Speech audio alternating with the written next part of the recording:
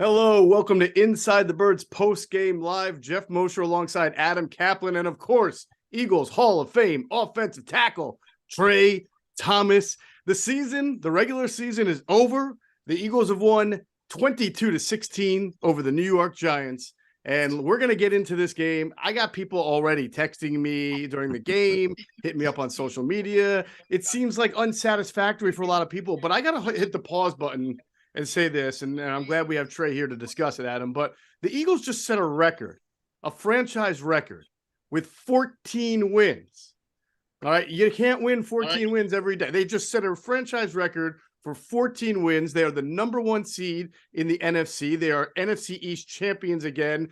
Trey, I know the game wasn't pretty, and we can talk about it, but, man, Eagles are just this is great, is it not? I mean, is it it should feel good. It's just that when we watch the game and you know that the Giants are playing everyone but their mascot, you know what I'm saying? you just feel like we should walk out of here with a big win. And that was not the case. We found ourselves in a dogfight at the end, and it was good that we came away with the 14th win.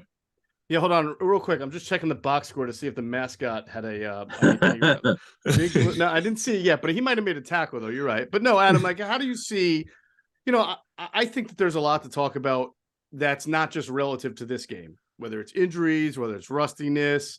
But I go back to this. The Eagles are the number one seed. All right. They're going to have a nice week off. We'll see who they play in the divisional round.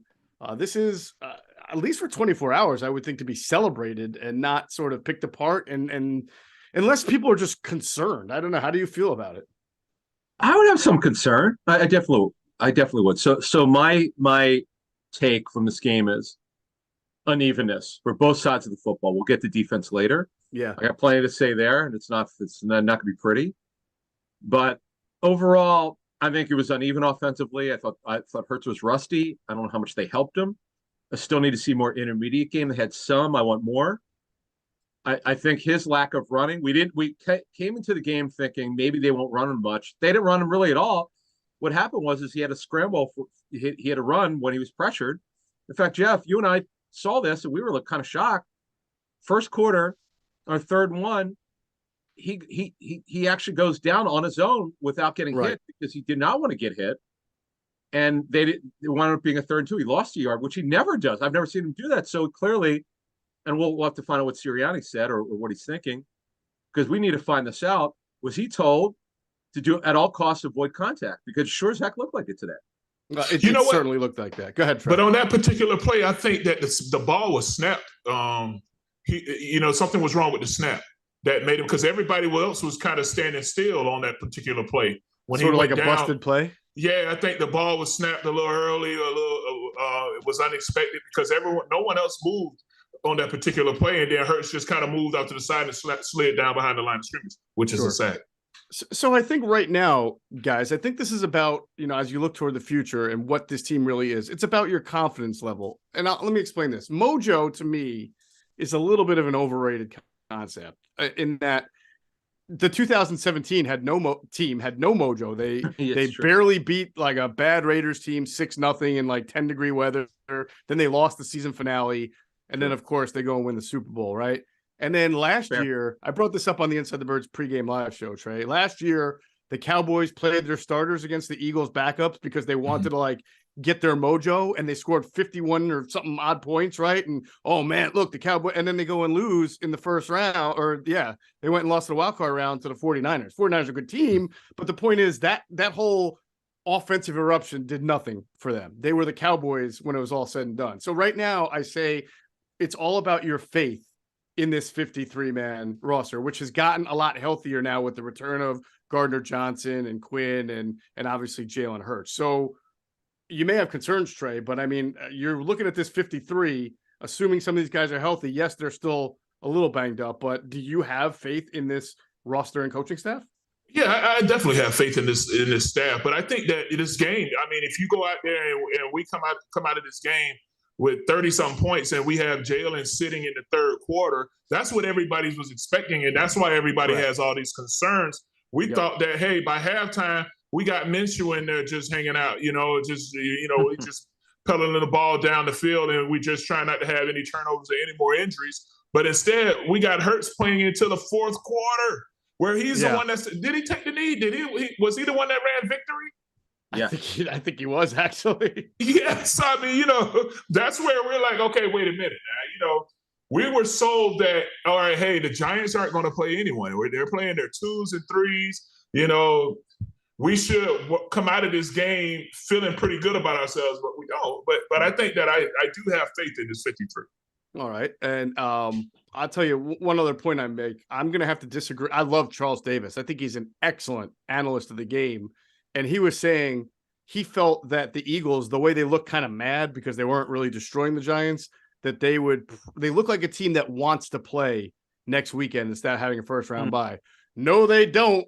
I think with Jalen Hurts' shoulder, and we'll talk about it, and some of the other injuries that they have. Yep. Can you imagine Lane trying to play next week instead of that extra week? No. Right. This looks like a team that needs and should have they earned it.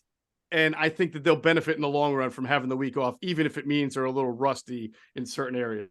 So I love Charles, but I got to disagree with him on that. I don't think he was seeing the forest through the trees, Adam, with all they've got to still overcome from an injury standpoint. Honestly, you and I were talking about this about half an hour amongst ourselves. Hurts really needs to get that shoulder right. It clearly is a fact because we'd have to find out how many. He had 9 attempts, but some of those might have been the kneel downs. I got to go through the play-by-play, but it seemed like almost everything was either just if he was pressured, he ran. But I didn't see anything designed that I could tell, and that's just not like the Eagles. There's no question about it. His ability to run the football on design runs just takes this offense to the next level. Right. If you don't have that, they're just not going to be as potent. That's the bottom line. And against, as Trey was saying, a bunch of 2s and 3s. Yeah. You got to do it. They were off. Their offense was off today. It was uneven. They had some good shot plays. They just missed one late in the game, DJ Brown. Mm-hmm. But they've got to get their timing back. But you make a good point about the 2017 team. They were terrible because, of course, Wentz got hurt. Foles struggled mightily against the Raiders. In fact, they had to play Foles in the game against Dallas because he was so bad against the Raiders. Right. But after that, it just they got their timing back. And look, the Falcon game was bad. They just barely won that game. But sure, if you're well coached, if you know what your errors are and you correct them, you'll eventually get there. This is a very talented team. They just have to play like it. Yeah. I also think that in 2 weeks, what you saw offensively from even a design, a playbook, might look different than you saw today. And we'll get into that in a second. I want to remind everybody to check out our friends at phlsportsnation.com. Enhancing the fans' experience with their coverage of all Philadelphia sports teams. For the fan, by the fan is their motto. So make sure you check them out at phlsportsnation.com and on Twitter at phlsportsnation. So what this offense looked like today to me was, as you mentioned before, Adam, Hurts was going to try not to run and take hits. He had to scramble a few times. He clearly slid, or maybe that was a broken play. But even on a broken play, he saw the guys and he got down quickly. I thought up until the fourth quarter, his throw to A.J. Brown, which just missed, was actually a strong-looking throw. But I thought on some of his throws where he was either running on or trying to go downfield, which he didn't do much, it didn't look like it had its normal torque. But I have to think that 2 more weeks of rest or working, rehab, whatever, Trey, that you might see a more a functional running and passing Jalen Hurts than you saw today, which Adam said clearly inhibited the offense a little bit. Am I wrong to think that 2 weeks with that should be some good enough time to get better? Absolutely. I mean, because now once you get in the playoffs, I mean, everything. I mean, you got to lay it all on the line every play now, just so that we can make it to the next week.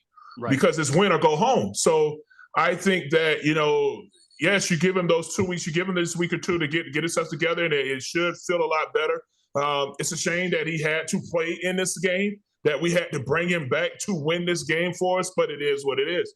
Mm-hmm. It's good that he came out of this with the win, because at a time you kind of felt like, man, New York is still kind of hanging in there.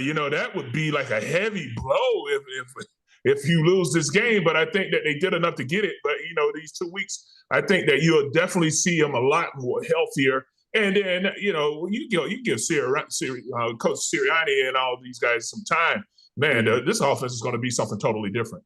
Yeah. And then obviously, Adam, I think where it really hurt them most was that they were not great in the red zone. They had to settle for a lot of field goals, or else this game probably would have looked like a completely different game. So you're talking about maybe like 5 or 6 plays you can identify throughout the game where it just didn't work for them today or in this game. And again, some of that might just be limited offensive design based on the quarterback being in his first game coming back from a severe injury.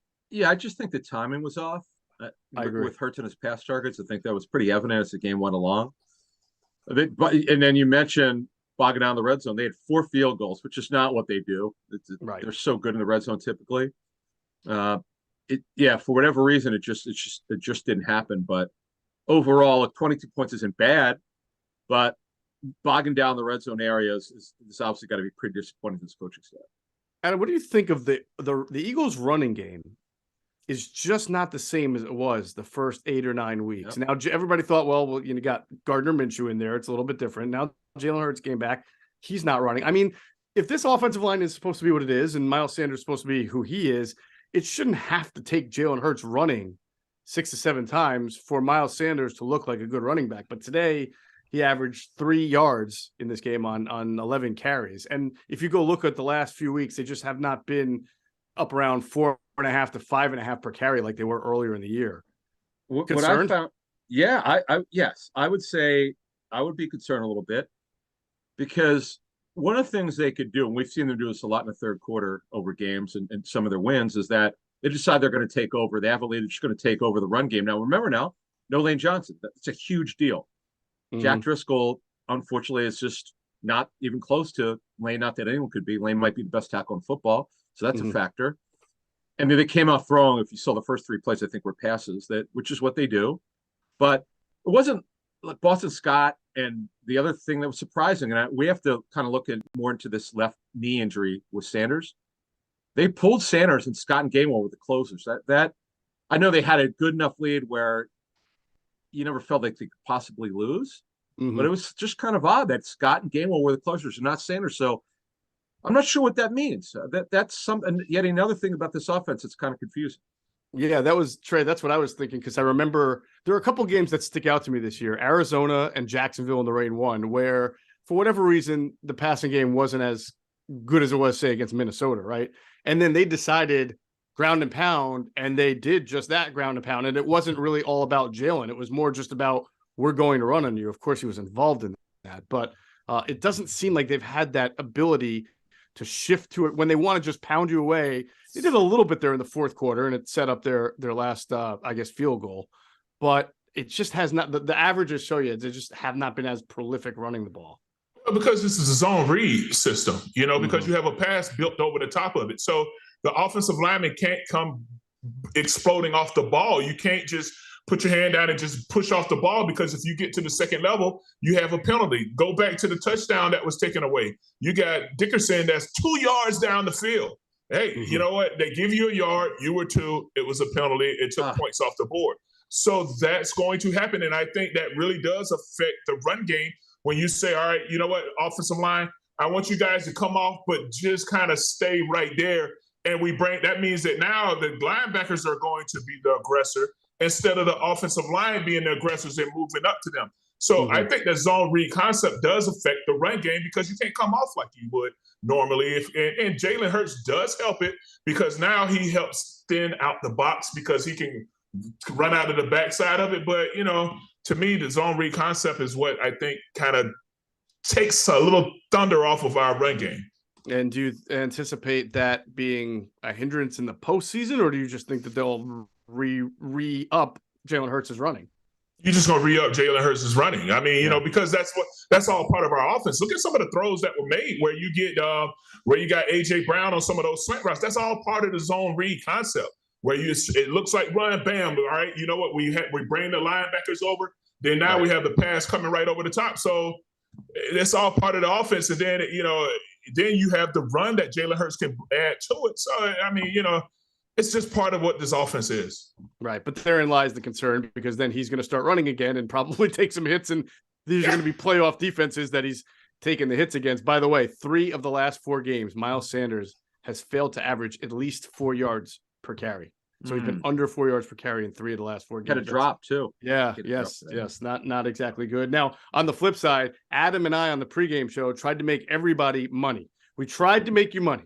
We said, if you got an app and you don't take Boston Scott to score a touchdown in this game, you're just losing free money.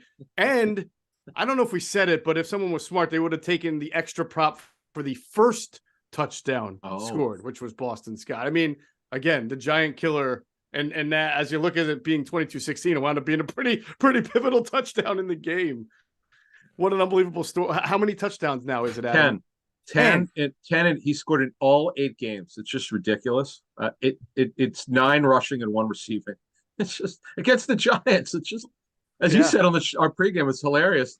The Giants need a good backup running back. Why would they not sign Boston Scott just so he doesn't go against them anymore? It's crazy. I know, right? I mean, it would be the easiest $1.5 million that they spend. It would be so important. Actually, as the Giants get better here, maybe the Eagles have to prioritize bringing Miles Sanders back next year just to play in those 2 big division games. Tell me this, though. Why is Boston Scott not more involved in our offensive game plan? I love the way he runs the ball. He's that guy that can play in between the tackles. He's a powerful runner. He's hard to bring down. I mean, the one play where he got out of the field and you saw the tackle and his balance, he rolled out of that somehow. You know, I probably would have lost my hearing or something trying to come out of something like that.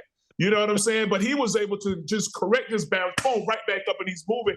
I like Boston Scott. And I'm always wondering why I don't see more of him in the offense. One thing, and also one thing that I did like about the running game, Scott and Gainwell combined for 14 for 89, 6.5 yards per carry. That's really good. Right. Like, you'll take that any day. Scott had the 21-yarder, which is beautiful. Contact balance, great. Running after contact was terrific. And then Gainwell had a nice 11-yarder. So that's a positive. But you're right, Geoff, on Sanders. That's concerning. They're not getting the juice out of him that they were getting earlier this season.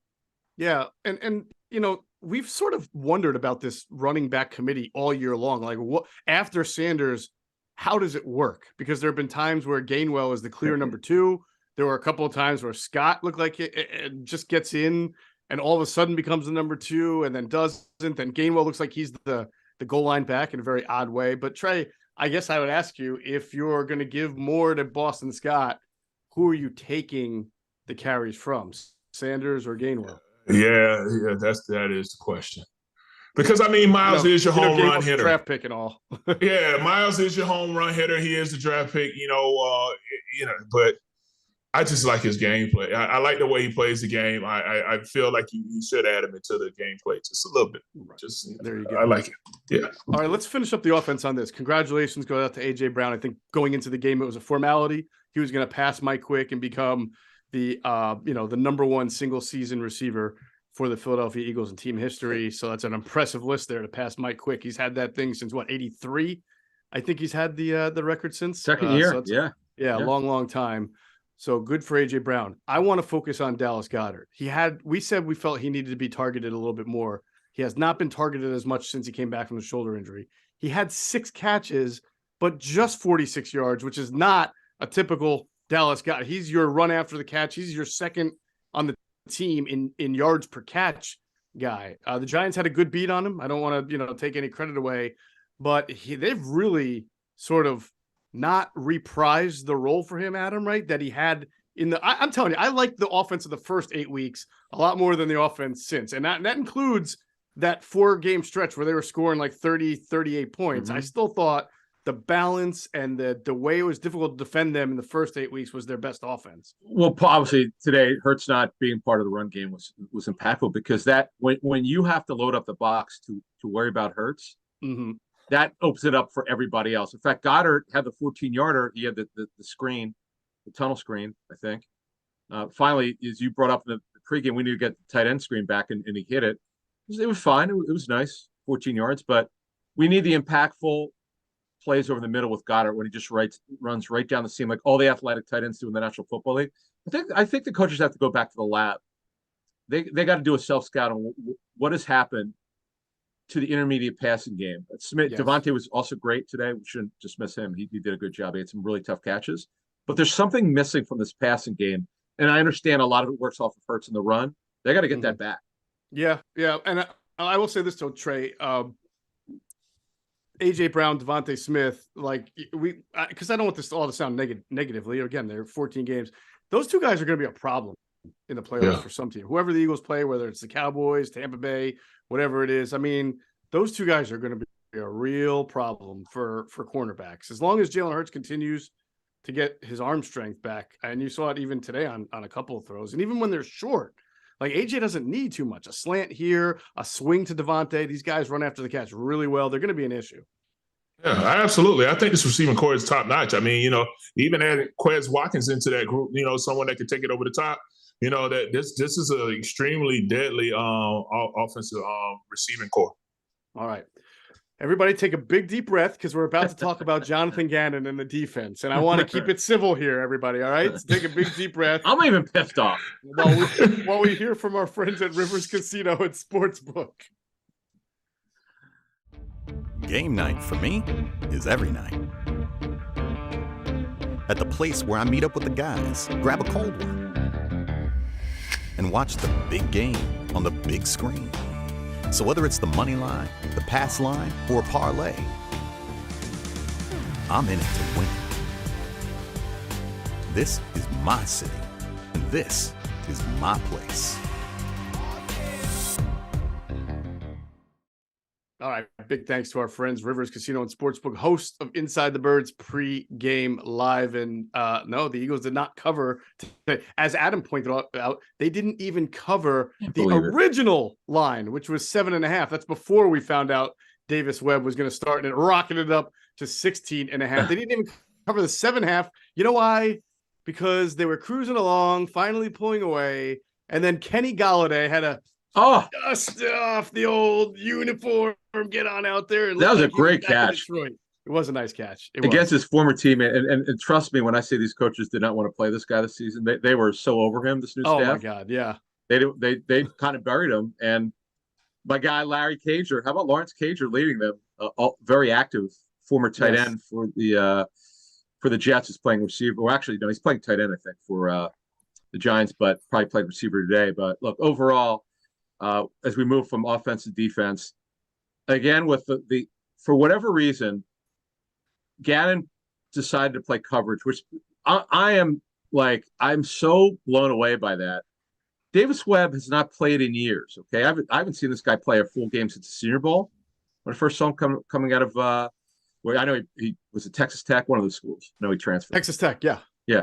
So what are you doing? Why would playing with all backups? Why play coverage? Make him rush himself. You didn't do it last week. You didn't do it this week. To me, I have a real problem with that. I thought that was just a very bad choice.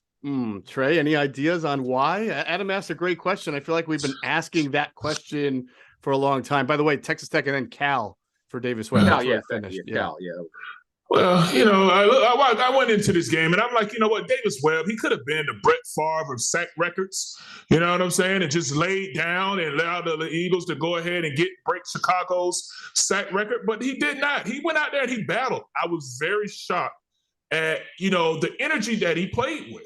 He made some plays. He went out there and battled. He took his starting opportunity and he went out there and he made the most of it.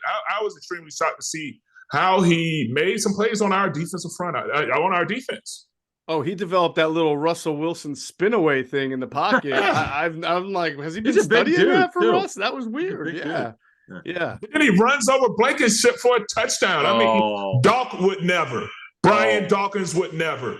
What was that? I can't even believe you put Reed Blankenship and Brian Dawkins. They played safety, Trey. That's about it. Right. All I'm saying is B-Dog would never. No, he would never allow that to happen. But getting back to Adam's point. So do you remember last year against the second game against Washington? They were riddled with COVID. They had to sign Garrett Gilbert off the street and play him. And if you remember that game, Washington lost. They eventually got killed, but they were sort of hanging around the first half, and Gilbert would make some plays here and there. This reminded me of that. And I feel like Jonathan Gannon again was just like, all right, front four rush. We have good sack numbers. We're just gonna not apply pressure, and I can't for the life of me figure out why you wouldn't do it a few times. Just try something.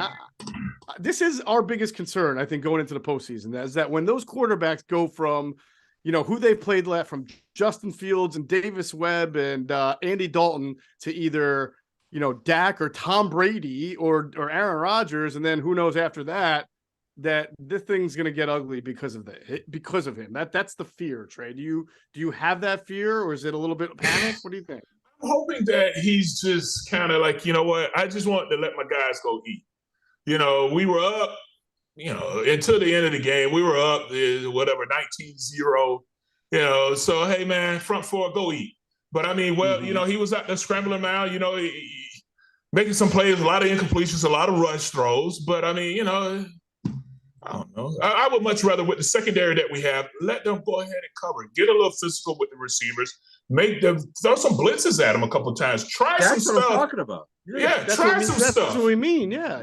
Get some stuff on film. But maybe he's trying to keep everything close to the vest. I don't know. Maybe he doesn't. Maybe when we get to the playoffs, there are a lot of blitzes that he's been working on that's just going to take you, blow you away. I don't know. It's very possible. It's possible he's playing coy. Yes. Did they lose 2 games, in a row, and then because they're safe? I hope not. But again, first 8 games, Jonathan Gannon didn't blitz a ton. He was sort of middle. He was more than last year, middle of the pack. But it wasn't the frequency. It was what he was doing. He would throw a cover 0 in there a couple of different times throughout the first 8 weeks, which a quarterback didn't see coming. And again, they were leading the NFL by far in takeaways. So I thought he had found the right combination of mostly pressure, occasional blitzing, and now a quarterback's confused and you're getting a lot of takeaways. I think he has dialed down the pressure so much. And Adam, you heard, I thought Greg and Jason made a really good point on Pregame Live. Even when they disguise, they sort of roll the safeties the same way. They're doing some of the same disguises so that quarterbacks are not fooled. You saw Davis Webb. He was clearly attacking the edges, throwing to the tight ends or receivers who wear tight end numbers, and throwing to the running backs, trying to get them up the gut. So I can understand the concerns right now. I mean, they did pressure. They hit him 9 times. They pressured, but the thing that they're not getting, we'll get to Gardner Johnson's role today because it's kind of some of what we thought. Yeah. Because you're not disguising well enough and you're not blitzing. See, earlier in the season, they were the first, I think 5 or 6 weeks, they were about 25%, which is way up from last year. Right. Now it's gone down and gone down and gone down. They were selective blitzing, really good at it. As you were talking about, they would pick their spots and everything was working. I don't know why he's so passive now. It's kind of ridiculous. Now Gardner Johnson's back. He played both safety and nickel, which is kind of what we thought coming into the game. How did you see that? When was he at safety and when was he at nickel? So what happened, I have to go through the tape, but it looked like, based on my charting, it looked like he came into the second series, played safety, and then in nickel, he was definitely the slot corner. Now, you said you thought you saw 33. I thought I saw Josiah Scott in there a few times too. Maybe they were maybe they were careful with CJ's snaps in his first game back also.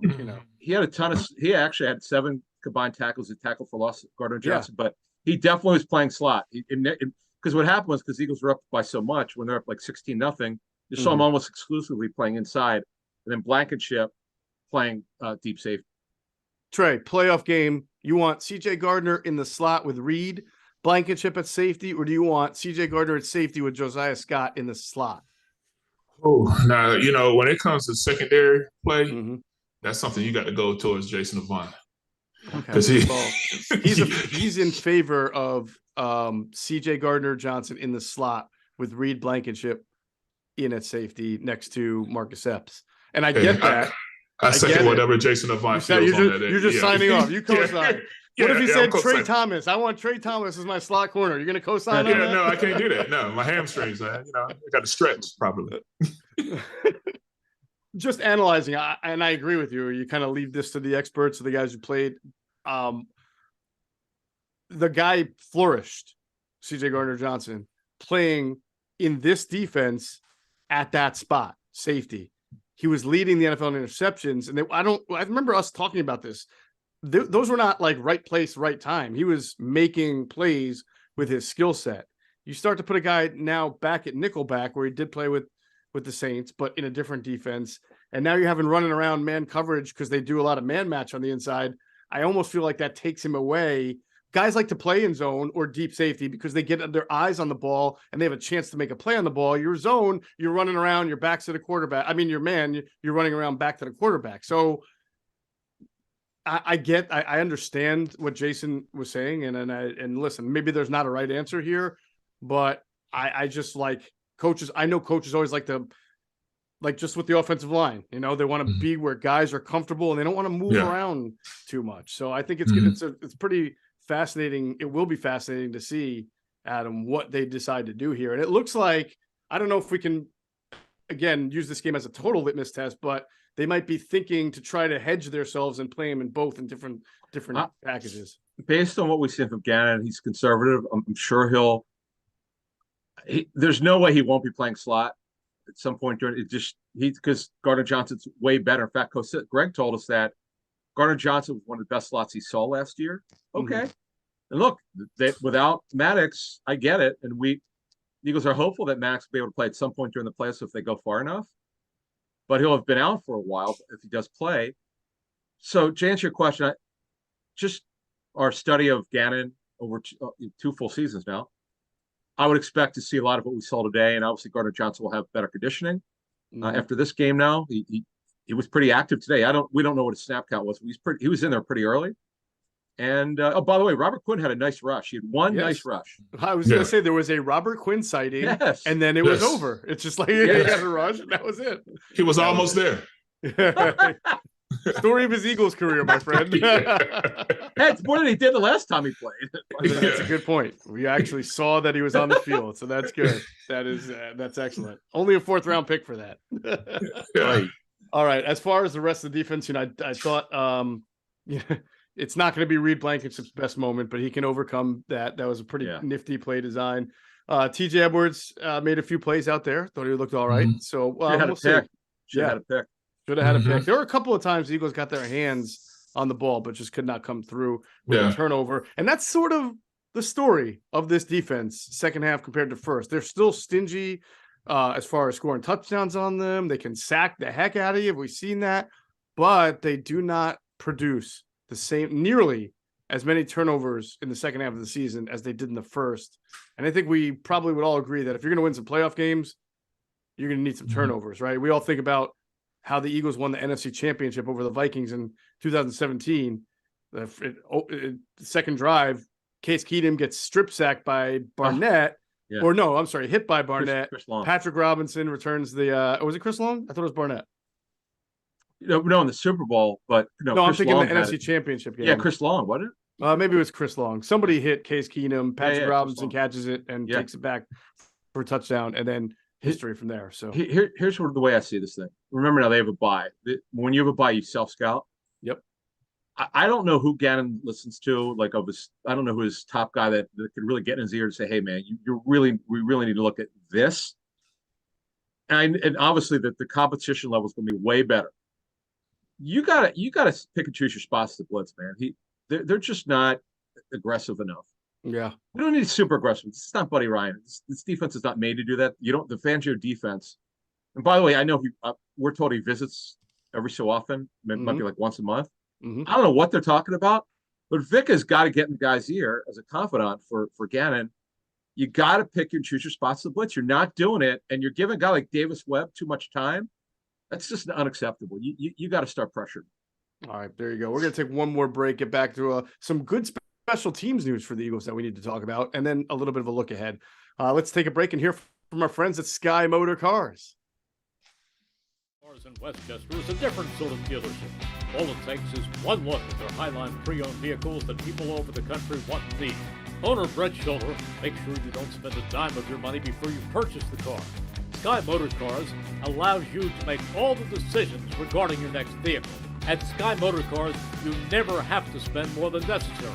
Visit SkyMotorCars.com today or call 610-918-7225. And as always, we thank our friends at Sky Motor Cars. If you go out and see them in Westchester, PA, make sure you tell them Adam just sent you. You'll get a great deal. So the Giants who were clearly screwing around for most of the game. I mean, they try an onside kick, they try a fake punt, they try to have your buddy Larry Cager throw a pass. I mean, It's like they didn't want to. I mean, imagine if one of those three things they didn't try and put some points on the board. We might be talking about a completely different. And by the game way, here. both sacks. Think about it. Both sacks were on Yeah. quick plays. What's going on here with the pressure? Yeah, who got the? It was Zach McPherson got the first sack. Who got that second one? Everybody know? I have to go back and check, but I never thought there'd be a game. Was on the. Because you're white. Because you're white. When they tried to do the little lateral throwback. Yeah, that was terrible. Never thought I would see a game this year where Zach McPherson is tied for the team lead in sacks. Here we are. But good. it is a good sign that the Eagles special teams came through here. I mean, they were not fooled by any of it. Yeah, but Brett Kern had a bad one not so good punt. That is true. He has not been. I know he's his inconsistent, right? I know his workout, I'm told, with the Cardinals is really good, but he has not looked anything like I thought. In fact, he had a very good training camp with the Titans. It's just that kid Stonehouse was a rocket. Right. So he beat him out, but man, it's not good as we get closer here. And by the way, now the Eagles have home field. It's going to only be colder, folks. It's not exactly to get warmer. We don't think. Right, late January. Well, the Eagles made their living this year off punting as least times as possible. They converted a truckload of fourth downs. So if it comes down to your punter, Curran having to make big punts, I think you're in trouble to begin with, especially the way this offense is functioned. But you make a good point. His first punt was a good one. I remember not in this game, but in his first game, he had a 50-yarder, and he seemed like, all right, you got a Pro Bowl punter here, but he has definitely been inconsistent. The coverage unit's better. Hands unit with the onside kicks were good. And then I think a good thing that we don't talk about, but he's had a really nice year is Jake Elliott. He's been consistent again. We almost take him for granted now. He's a pretty good kicker here. Yeah, I mean, he's kicking. Yeah, I know. That's why we don't talk about him a lot. I don't, cut it between the uprights, man. I mean, come on. A couple more years, Trey, and he'll be reach David Akers status. Oh, he actually had 5. I'm sorry, he had 5 field goals today. Yeah, he had 5 field goals. Yeah, 5 field goals. What a couple of them. One was like 52 yards. Yeah. I'm just joking around. Can he do jiu-jitsu though, Trey? Is he a master of jiu-jitsu? No, he's not, and I don't know if he'll do skiing. I mean, David Akers is like a professional skier now. Right. Water ski behind boat. Like, I don't know, what do you call that? I mean, it's skiing, right? Water skiing, I would think. Water skiing, yes. So that's David Akers. All right. Well, Jake Elliott apparently is a very good golfer. So maybe very good golfer. I hear he is. You guys need to do like a decathlon or something like that, And softball player. That's right. That's right. And a good softball player. Yeah. I mean, but look, and one more thing. These penalties where it's the offensive lineman's too far downfield. How many times have they got hit with that this season? So that's on Jalen, is it not? Because these are RPOs and he's supposed to be getting rid of the ball, and the guys are just blocking as if it's a run. Isn't that? Dickerson's one was the one where he went 2 yards. So he should have stopped. Like, there was no need for you to touch the goal line. You were on the 2 yard line. How does he know the ball wasn't handed off, I guess, is what I would say. I think that was a called pass. Oh, okay. I think that particular play was a play action pass. So he should have known, like, all right, stop. But you get out in the game sometimes, you just moseying along, and you don't think they're going to throw it. They threw it. So how hard is that for an offensive lineman to really know whether you're 1 or 2 yards from the line of scrimmage when it's not exactly like you're looking down at your feet all the time? I mean, exactly. So that's very difficult, But that's why a lot of times when you would run play actions, they would just tell us, all right, just turn and run flat down the line of scrimmage. But the way they run some of these play actions is they want to engage and draw those linebackers in instead of it being like what they used to call elephants on parade, where everybody just turn and we all run down run flat down the line.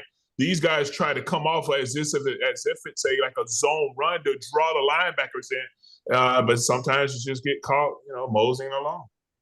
All right. Well, interesting stuff. That's pretty fascinating. I feel like the Eagles do seem to mosey on along a lot more than other teams. When I watch other games, I don't see nearly as many illegal man downfields.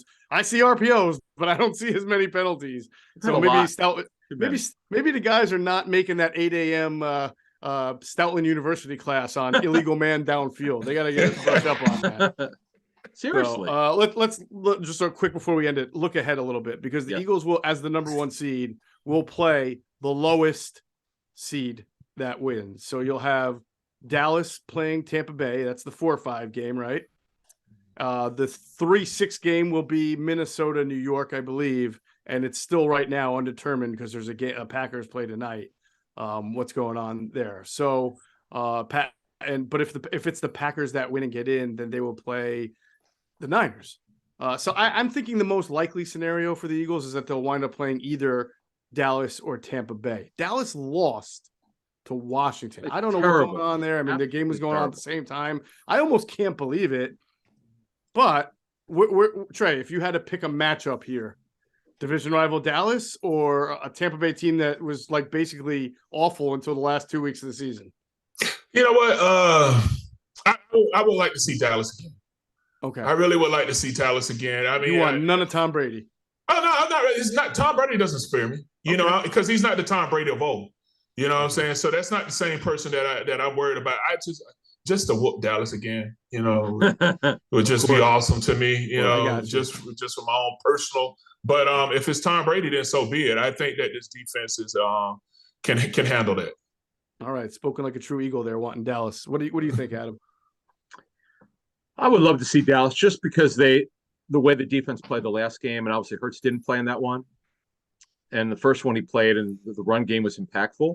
I really do believe Hurts has got to get that shoulder a little bit more healed, and that'll help. And I believe the self-scout, the coaches have to do a self-scout on themselves. The team is regressed a little bit here in different ways on both sides of the football. As you said, though, no one's panicking.